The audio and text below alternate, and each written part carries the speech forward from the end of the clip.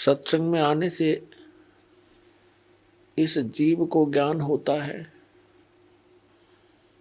तू कौन है, यहाँ किस लिए तू ये जन्म और मर रहा है। तुझे ये मालूम नहीं अगले क्षण में क्या हो जाए, और फिर भी आप इतने निश्चिंत होकर के यहाँ बैठे हो।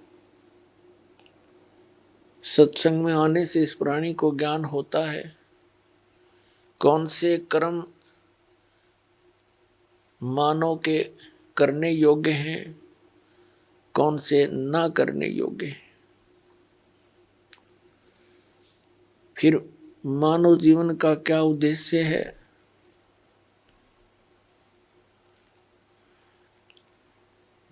ये ज्ञान होता है कि मनुष्य जीवन किस लिए प्राप्त हुआ है। फिर उद्देश्य से परिचित होकर के ये प्राणी उस परमात्मा के पाने के लिए तड़प उठता है, क्योंकि इसको अभी तक यथार्थ ज्ञान नहीं हुआ था। काल भगवान जिसके लोक में हम रह रहे हैं, ये एक नंबर का विलियन है, ये खलनायक है। आप फिल्मों में देखा करते हैं जो खलनायक की रोल करता है वो कैसा व्यक्ति होता है।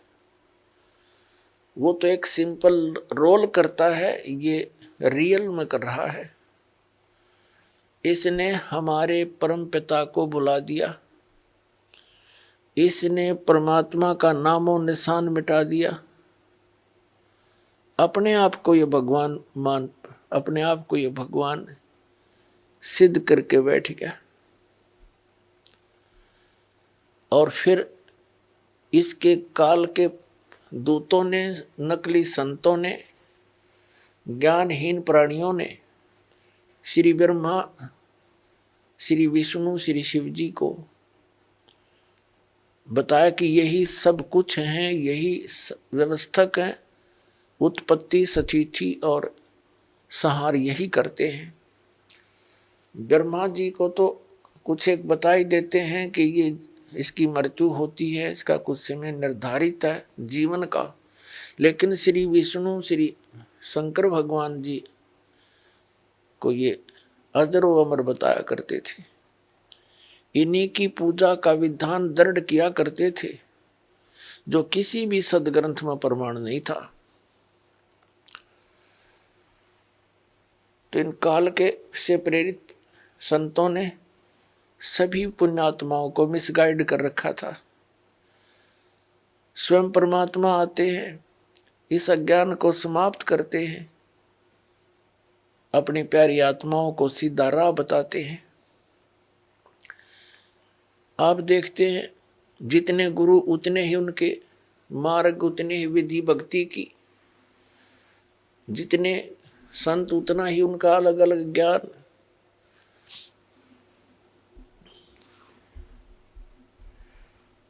ये सारा कारण क्या है। इस काल भगवान ने सबको भ्रमित कर रखा है। इसने भ्रमित क्यों कर रखा है। परमात्मा ने हमारे ऊपर एक दया करी थी, कबीर भगवान ने, जो हम सबका जनक है। आज पहले भी आपको बताया था सुबह के सत्संग में, जब इस काल भगवान ने इस दुर्गा देवी जी के साथ बद व्यवहार करने की चेष्टा की थी, इस दुर्गा जी ने अपनी इज्जत रक्षा के लिए इसके पेट में शरण ली थी। परमेश्वर ने, कबीर देव जी ने, सत्य पुरुष ने इस ज्योति निरंजन को इसके 21 ब्रह्मांड समेत वहां से निकाल दिया था, साथ में दुर्गा जी को भी। और साथ में इसको एक ऐसा वचन दे दिया था कि यहाँ जो ऐसे कर्म करता है सच्चे लोक में, उसको ये रोग लगता है।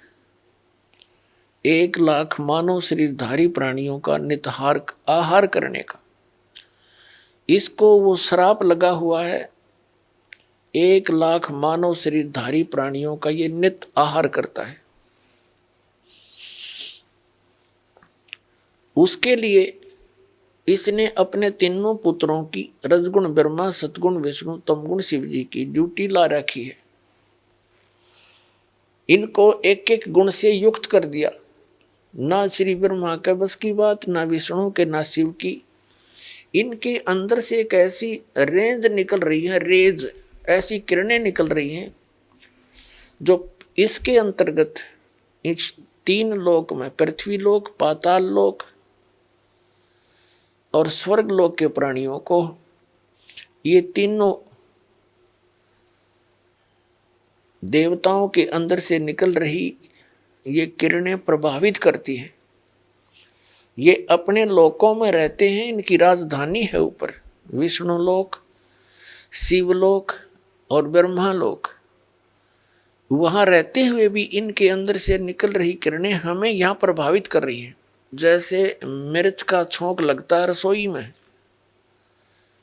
उसका प्रभाव जाकर के दिखता है दूसरे कक्षों में बैठे हुए अन्य घर के सदस्यों पर। छींकें आने लग जाती हैं, उनके बस की बात नहीं कि वो छींकों को रोक सके।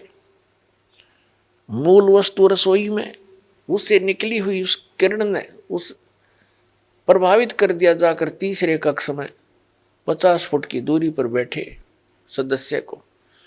ठीक इसी प्रकार श्री ब्रह्मा, श्री विष्णु, श्री शिव जी से निकल रही ये किरणें,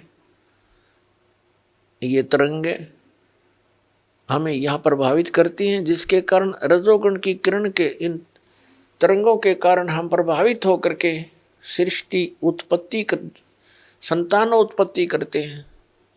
जिस कारण से ब्रह्मा जी को सृष्टि की उत्पत्ति करता बता दिया।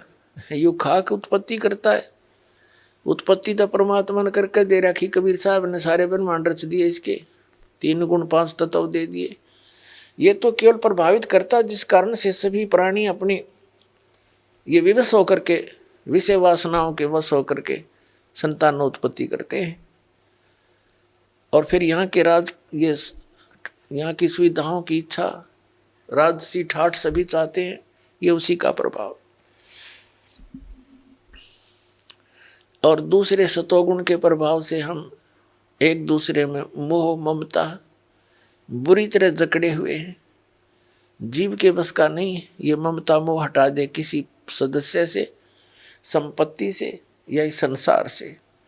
ये तो परमात्मा कबीर जी की दया होगी, आपको ज्ञान मिलेगा और साथ में वो समाधान मिलेगा जो इसकी किरणों को, इनके प्रभाव को निरस्त करेगा। वो साधना आपको दी जाएगी, तब आप यहाँ से निकल सकते हो।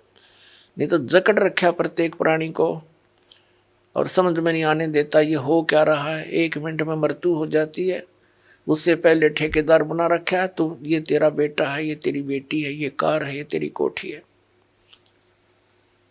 और फिर क्या है, छोड़ बुद्धू, तेरा कुछ नहीं था, चल गधा बन।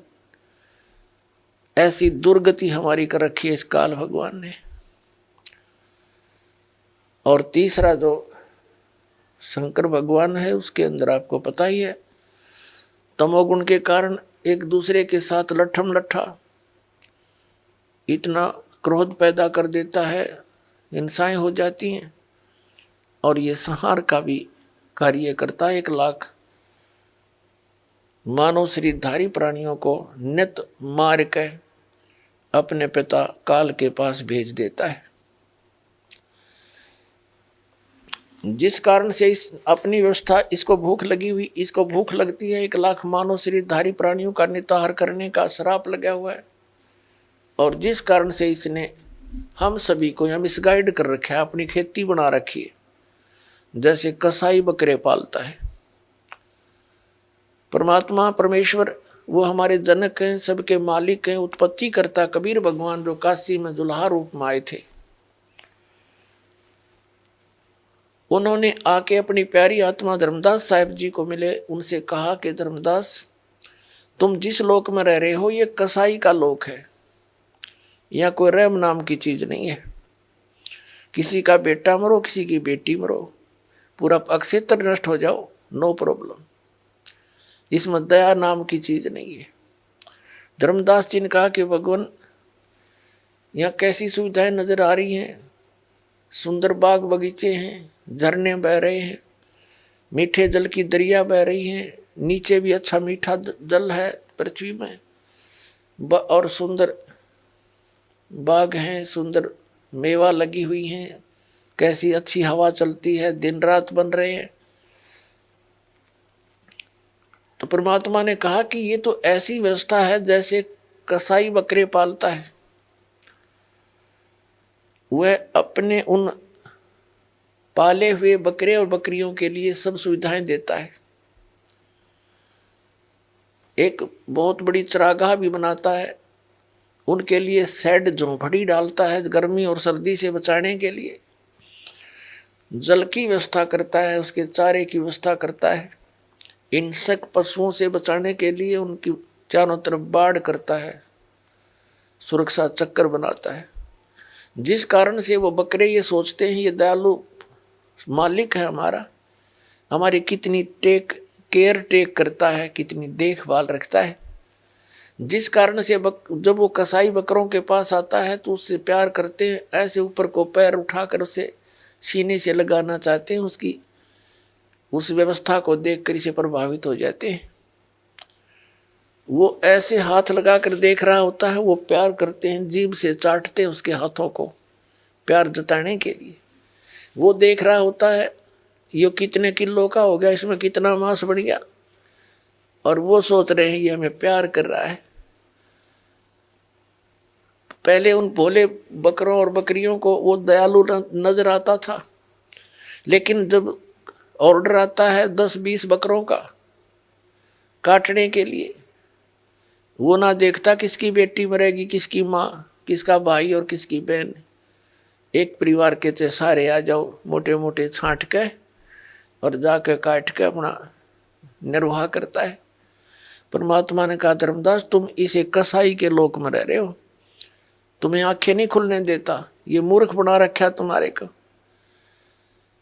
पुणात्मा, जिस समय आप परमात्मा की सत्यनारायण कथा से परिचित हो जाओगे, सत्यनारायण कथा का अर्थ हो सच्चे भगवान की जानकारी, उसकी महिमा का गुणगान, अविनाशी भगवान की गुणगान। आज तक हम श्री विष्णु जी को सत्यनारायण कहते थे। सत्यनारायण माने अविनाशी, सच्चा भगवान, सत्य माने जो कभी नाश ना हो जिसका। और विष्णु जी की मृत्यु होती है, शंकर जी की भी मृत्यु होती है, और ब्रह्मा जी की भी मृत्यु होती है। तो ये सत्यनारायण नहीं थे। सत्यनारायण केवल कबीर देव है, कबीर साहब है, जो काशी में धानक रूप में आया था। बनारस के अंदर 120 वर्ष रहे, सहशरीर आए थे, शिशु रूप धारण किया था और सहशरीर चले गए थे मगहर से हजारों लाखों की संख्या में उपस्थित दर्शकों के सामने। उनके सब जब परमात्मा एक वस्त्र बिछाया था, एक चद्दर एक ऊपर ओढ़ कर लेटे थे। कुछ देर के पास आकाशवाणी हुई थी, देखो मैं जा रहा हूँ, इस चद्दर में कोई मुर्दा नहीं है। चद्दर उठा के देखी, सुगंधित फूल मिले थे।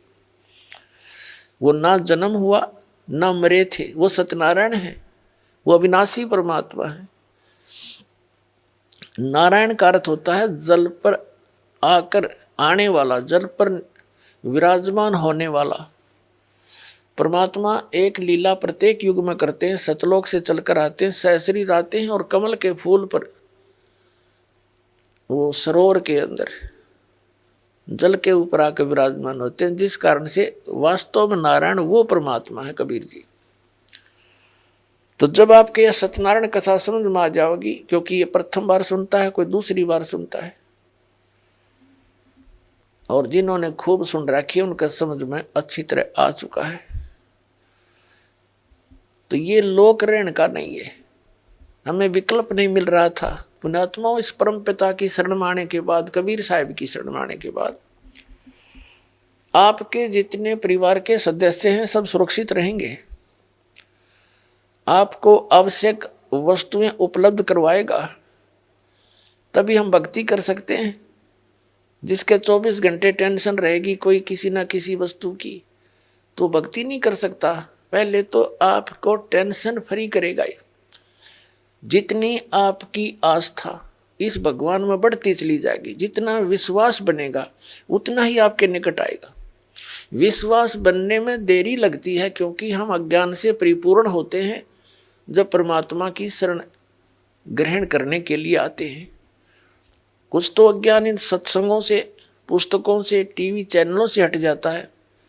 यहाँ आने के बाद रहा कहा फिर मांझा जाता है प्राणी, और फिर यहाँ आने के बाद आशीर्वाद, प्रणाम, भगवान की मंत्र दिए जाते हैं। धीरे धीरे ये आत्मा इतनी निर्मल हो जाती है, प्रत्येक बात पर जो दास बोलेगा उस पर विश्वास होने लग जाएगा। अभी तक तो कुछ पर विश्वास होता है, कुछ पर अविश्वास होता है। तो इसी प्रकार परमात्मा पर हम पूर्ण विश्वास ना कर पाते तब तक देरी रहेगी आपके सब कार्य सिद्ध होने में। और जब आपको पूर्ण विश्वास हो जाएगा, है फिर तो कहना ही क्या है।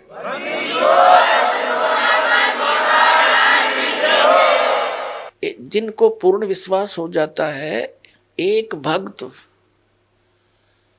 ऐसे ऐसे सुख बताता है कि उसका कहता है जी कितने बताऊं, गिनती नहीं।